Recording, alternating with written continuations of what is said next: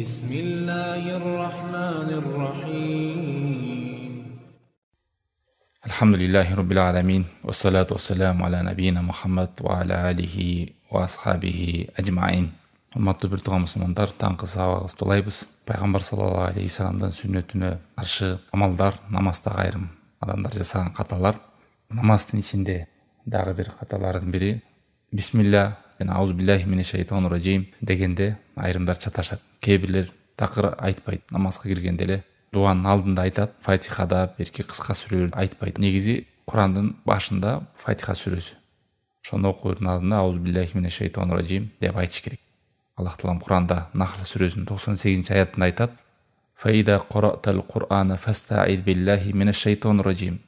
Эгерде сен Куран окуй турган болсоң, лаанатка калган, Аллахтын ырайымынан айдалган шайтандан Аллах менен сактоо сураган, Аллахтан сени сакташын сураган деп. Анан пайгамбар саллаллаху алейхи саламдан бир нече эзе келген. Аузу биллахи минеш шайтанир раджим мин хаммазихи ва нафахихи ва нафаthихи деп азгырыктарынан жана үйлөсүнөн намаздын башында окуганда аузу биллахи минеш шайтанир раджим менен бисмилланы айтыш керек.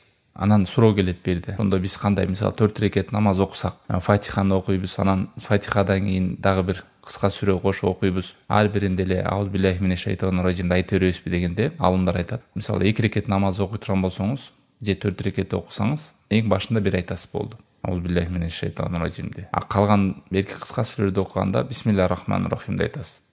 Ар рекетте айта бербейсиз.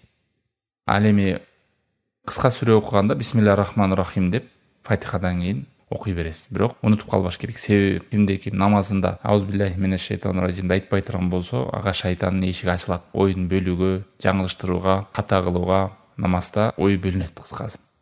Андан кийин бул намазда бул чоң негизги рүкүнү Фатихасыз намаз болбойт. Канча рекет парспы, сүннөтпү, нафил окусаңыз дагы дайыма Фатиха сүрөсүн окуйсуз. Фатиха сүрөсү окулбай калса, кайрадан намаз кайтадан окуйт. Андан ошол Фатиханын ичиндеги каталарды, негизги маанисин өзгөртүп сала турган каталар бар. Ошолордон сак болуш керек. Ошон үчүн Фатиха сүрөсүн жакшы үйрөнүп алыңыздар. Аябай жакшылап. Айрым учурларда имамга чыгып калган адамдардан угуп калабыз. Мисалы, сироталлазина ан'амта алейхим дегендеги үйлөр аны амту деп алат. Айырмасы аябай чоң да. Аны амта деген, о Аллах Таалам түз жолго сен саласың десе, аны амту болуп калса, мен салам болуп калат.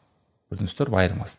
Жанагы Аллаху акбар дегенди Аллаху акбар десе, эмне Аллах чын эле улукпу дегендей болуп калат. Бир эле тамы кандай өзгөрдү. Көнкү жогору сабакта айтканыбыздай. Акбар дегенде акбар да алсаңыз, Аллах барабан болуп калат.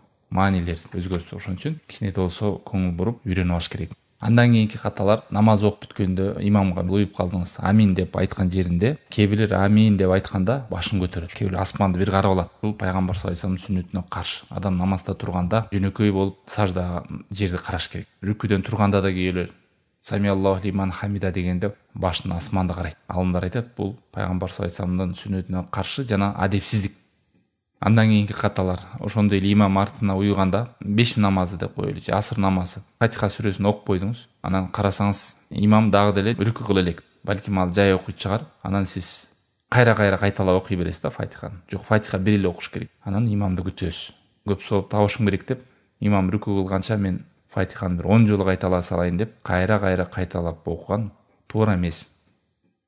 Айрым адамдар сүннөткө каршы амал. Намаз окул, имам окуп атат, Фатиханы окуп бүтүп койгон, башка сүрөнү окуп атса, аны укпастан өзү башка бир сүрө окуп атат. Мына ушул сүннөткө каршы. Бул Фатиханы окуп бүттүбү, адам угуш керек имамды. Анан аны укпай кайра Фатихасын кайталап, башка сүрөгө өтүп алып, ошону имамдын үнүндө жакшы уга албай тосуп калат. Эмнени окуп атат билбейсиң ушунча убакыт. Ва ида куриал Кур'ану фастамиу лаху ванситу деп Аллах Таалам Куранда айтат. Эгерде Куран окуган болсо, өтө кунт коюп уккыла дейт. Тыңшагыла. Жөн уккыла эмес, өтө кунт коюп, ванситу деген угудан дагы тыңшап, көңүл буруп угу. Андан кийин намазга жаңы чыгып аткан адамдар Фатиха сүрөсүн жаттай элекмин, ошондо мен намаз окубай турайын деп жүрө бергендер бар. Анан качан Фатихасын жаттайт, жумасы өттү, ай өттү, көлө жыл өтөт, ал эле Фатихасын бүтө элек. Мына шайтандын торуна түшүп калгандар. Кимде-ким Фатиха сүрөсүн жаттай элек боло турган болсо, кагазга жазып алып окусун. Анан ошентип туруп практика кылгандан кийин Фатиханы да жаттап алат. Эң негизи аракет кылса эле, кайсы бир адам деле жумушка барса, стажировка кылып, бир аз аракет кылып, 1-2 күндө үйрөнүп кетет. Эмне үчүн сиз өзүңүздүн бактыңызга, жакшылыгыңызга, келечегиңизге умтулбайсыз. ушунча кайды керсип анан Алла таалам көкүрөгүңүздү ачат, зээниңизди ачат. Валладина жахаду фина ланадияннахум субулана. Биздин жолдо ким аракет кылса, биз өзүбүз хидаятка салып коебуз дейт. Анан өзү эле бай алма буш оозума түш деп уктап турсам эле бир күнү Фатиха оозума түшүп калат деген жок андай. Азыр менин көкүрөгүм ачылбай атат деп Кудай менин жүрөгүмө салбай атат. Ошон үчүн бул шайтандын азгыры да. Мен жаттай элекмин, биле элекмин, ошон үчүн намаз окуй элекмин деп. Бир күн жаттайм, анан канча адамдар ошентип жүрөгү катып калып, алжып, картайып, ошо менен намазга тили келбей өтүп кеткендер.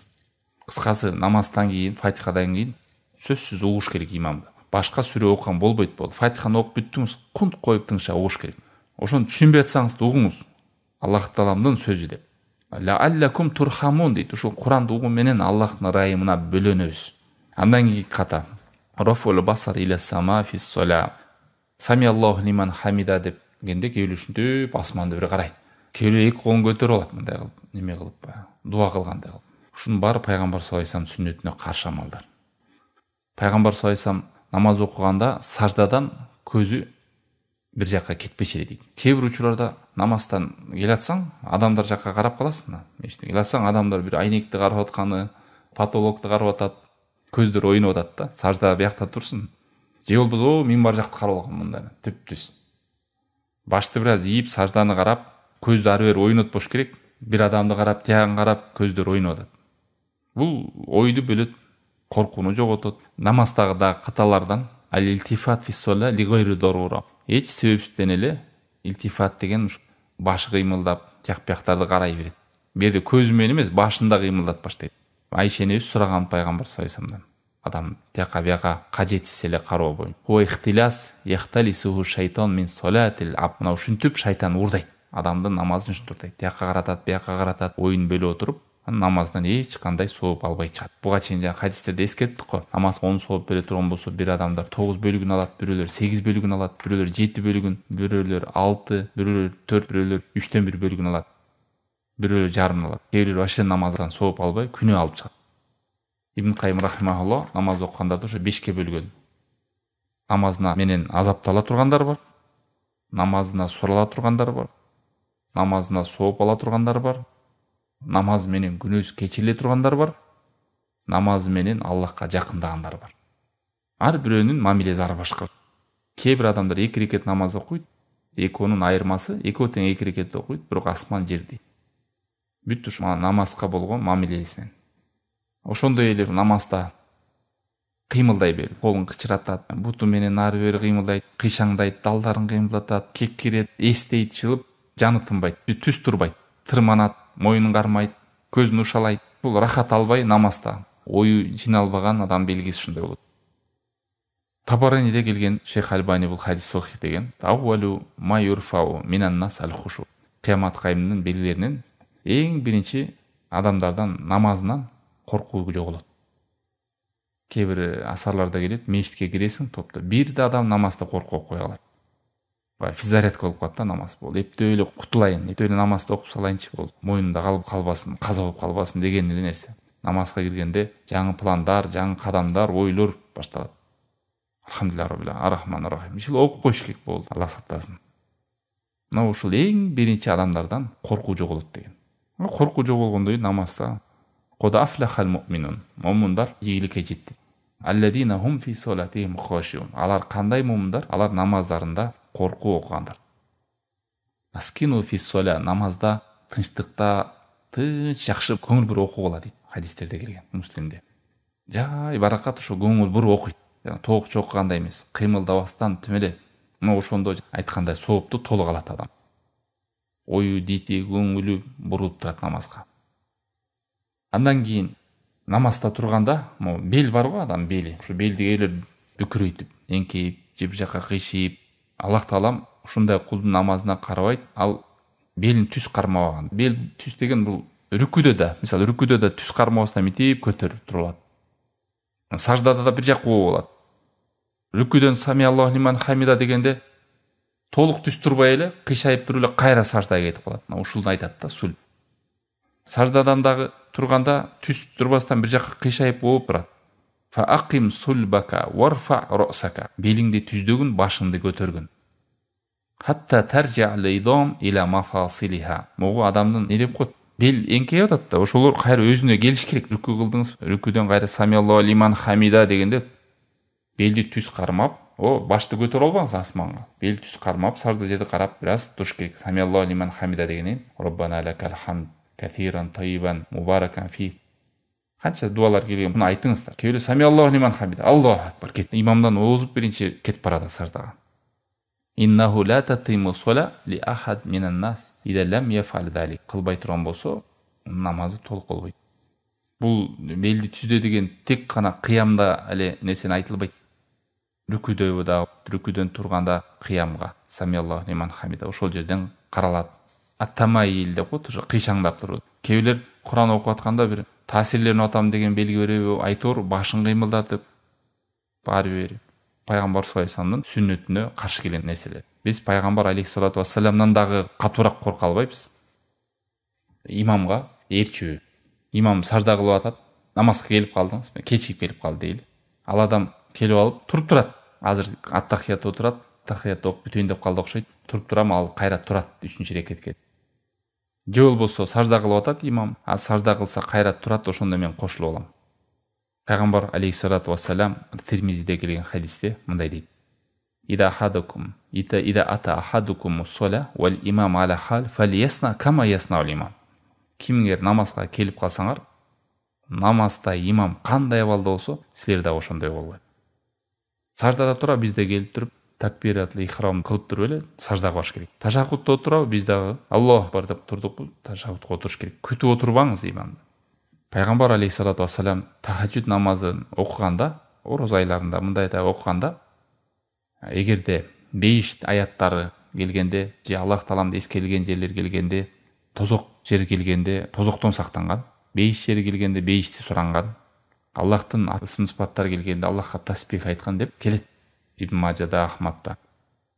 Бирок кээбилер ушул хадисти туура эмес түшүнүшүп алып, имам окуп атса, же өзү окуп атса, бейиш жери келип калса, Аллахым бейиш бере көр. Аллахумма асалукал жанна. Тозок жери келип калса, Аллахум науду бика минан нар. Тозокто мен сактана көр дей бер. Бул хадисти алымдар айтат, тахаджуд намазды окусаңыз, нафил намаздарды окусаңыз, орозо айларында тахаджуд окуганда, же мындай күндөр тахаджуд намазын окуганда, Куранды окуп атканда ошол жерлер келгенде сурансаңыз болот. Ал эми парз намазда болбойт. Андан кийин каталардын бири, намаз окуганда эң жакшы, эң туурасы Ихлас сүрөсүн окусаңыз, андан кийинки рекеттерде Фалакты, Насты окуңуз. Мисалы, Насты окуп алып туруп, экинчи рекет келгенде кайра Фалакты окуңуз. Же узун сүрөлөрдү окуп калдыңыз. Мисалы, Бакара сүрөсүнүн 30-чы аятты окудуңуз дагы кайра экинчи рекетте 20-чы аятты окуйсуз. Туура эмес. Бирок кимде ким намазында, мисалы, Каусар сүрөсүн окуп туруп, андан кийин Фил сүрөсүн окуп койсо, намазын кайра кайталап окушка кажет жок, эч нерсе болбойт. 3-чү, 4-чү аятты окуп туруп, анан кайра 1-чи, 2-чи аятты окуп экинчи рекетте. Жана Бакара сүрөсүн мисалдагандай. Ошондой кылып танкис деп коет, чаташтырып окубаш керек. 2-чү, 3-чү, 4-чү рекеттерде окусаңыз дагы. Ал намаз болуп кете берет. Намазда дагы бир каталардан бири, мисалы жаныңызда дуал туруп калат, же бир стун туруп калат, ошого сүйөнүп окуу. Эгер кимде ким оорулуу боло турган болсо, Умук Кайыстан келет, толук эттүү ушундай бир адам болуп сүйөнүп окуган. Пайгамбар саллаллаху алейхи вассаламдын доорунда. Же таякка таянып, мүмкүнчүлүгү болбосо. Сооп туруп эле бир нерсеге сүйөнүп алып, бир нерсеге таянып алып окуган болбойт. Андан кийинки ката, бул дагы окшош тигилерге, бирок бул жерде да ошол саждага барганда, саждадан турганда, рүкүгө барганда, артка уйганда имам менен кошо кетүү да эмес, имамдан озуп кетүү да эмес. Имамдан кийин шашпаңыздар. Сахабаларда келет, биз дейт рүкүдө турганда намазда имамдын саждага барганы көрүнчү экен. Имамдын саждага барып, башы жерге тийген анан кетишкен да. Аз биз кошо жарышабыз.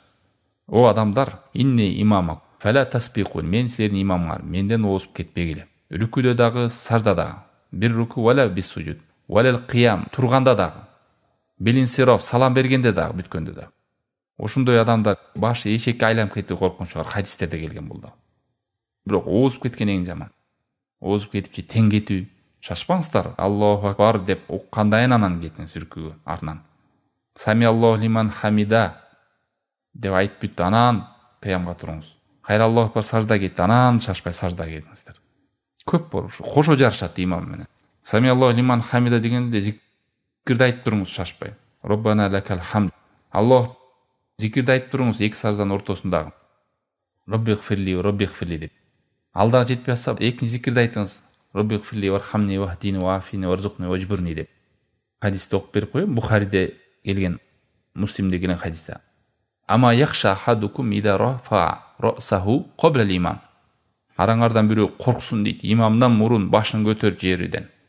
Ан яжалаллаху суратаху сурата химар. Анын сүрөтүн эшектин сүрөтү кылып салуудан корксун деген. Имамдан биринчи оозуп кеткенде. Саждада да, рүкүдө да, салам бергенде да имамдан мурун шашпаңыздар. Бул чоң күнөөлөрдөн. Эмнеге чоң күнөөлөрдөн? Себеби коркутуу келди пайгамбар саллаллаху алейхи вассалам. Элестетиңиздер, бул эгер жөнөкөй маселе болсо антип башы эшекке айланып кетүүдөн корком дебейт. Коркутуу келген хадистер болсо, бул чоң күнөө экенине белги болот. Ким ушуну атайлап кыла турган болсо, намазы бузулат. Эгерде билбей жүргөн болсо, мына билип туруп, кийин ушу амал кылынат. Анан такыр эле неме болбосун деп, дагы шайтан экинчи акатта кылып, имам сами Аллаху лиман хамида турду, саждага кетип калды, дагы деле рүкүдө тура бербей эле. Адамдар ушундай да, кээ бирлер же бул жакка болуп кетет, же бул жакка болуп кетет. Такыр кечип кетпеши. Көрүп атабыз, андай да бар мечиттерде. Эки сажда кылып кетти, тиги айыл бир сажда кылып үлгүрбөй калып калат такыр. Иннама жуилал имам лиутамма бихи. Имам болду, себеби ага адам уйут. Уйут деген ошо артынан кетиш керек. Кетип ал башка нерсени кылып атат, сиз башка нерседе. Ал 3-чү рекетте, мен 2-чи рекетте жүрөм, болбойт андай да. Такыр артта калып калып. Озуп кетпеңиз, тең кетпеңиз, артынан уюп кете бериңиз. Анан рүкүлөрдү, саждалардын ортосунда итминан деп коет, сукут, фасыл болуш керек. Мисалы, бул пайгамбар саллаллаху алейхи вассалам намазы ушундай окуган. Вала доллин дедиңиз, бир аз көтүңүз. Анан кийин бисмиллахир-рахманир-рахим айтып, бир кыска сүрөнү окудуңуз. Анан рүкүгө кетерде бир аз бир дем алыңыз. Рүкү кылдыңыз, рүкүдө айттыңыз, субхан раббил азим, субхан, айттыңыз, сами Аллаху лиман хамида дегенде туруңуз, шашпай. Дем алыңыз, сами Аллаху лиман хамида, Аллах, андай эмес. Дуаны айтыңыз, шашпай. Эки сажданын ортосунда Аллаху акбар деп, экинчи Аллаху акбар, андай эмес. Аллаху акбар деп турду саждада. Дуа кылыңыз. Роббихфирли. Бул ар бир кыймылдын ортосунда рүкүдөн сами Аллаху лиман хамида, эки сажданын ортосунда итминан деген мындай бир тынчтыкта, шашпай, жай баракатта болуш керек. Ибн Хузаймадан келет, пайгамбар саллаллаху бир адам намаз окуганын көрүп, рүкүсү да толук эмес, саждасы жана чокугандай. Эмне деди пайгамбар саллаллаху алейхи вассалам? Бул хадис, белгилүү хадис. Шейх Албани хадис Хасан деген Сохил Жамыда деген. Лаумата аля хада, ушундай абалында өлгөндө дейт. Мата аля гойри миллати Мухаммад саллаллаху алейхи вассалам. Пайгамбар саллаллаху алейхи вассаламдын жолунда эмес болуп өлмөк дейт. Масаллади ла ютиму рукуа ва юнқуру фи суджуди. Ушинтип рүкүсүн толук кылбагандар, жана жем чокуган тооктой болуп. Мислул жаи аллади якулу тамра ва тамратайн ла югнияни анху шейан. Бул жанагы ачык адам 1-2 финикти жеп алып тойбой калат го. Мына ошондой дейт абал. Ага эч нерсе бир курсагын тойгузбагандай эле абалда. Рүкү кылганда шашпаңыз, тизеге коюңуз, манжаларды жазыңыз. Субханалла, эң Аллахка жакындай турган, Аллахты даңазалап мактай турган үчүн. Сажданы караңыз. Субхан раббил азим деп. Бул чоң шараф. Эч канча деген адамдар буттарга ар кандай ыйык жерлерде коюп, арзыбаган нерселерге барып жүгүнүп сажда кылат. Сиз аламдардын Роббисине сажда кылып атасыз, Аллахтын кулусуз. Бул шараф. Аллахка көп шүгүр айтыш керек.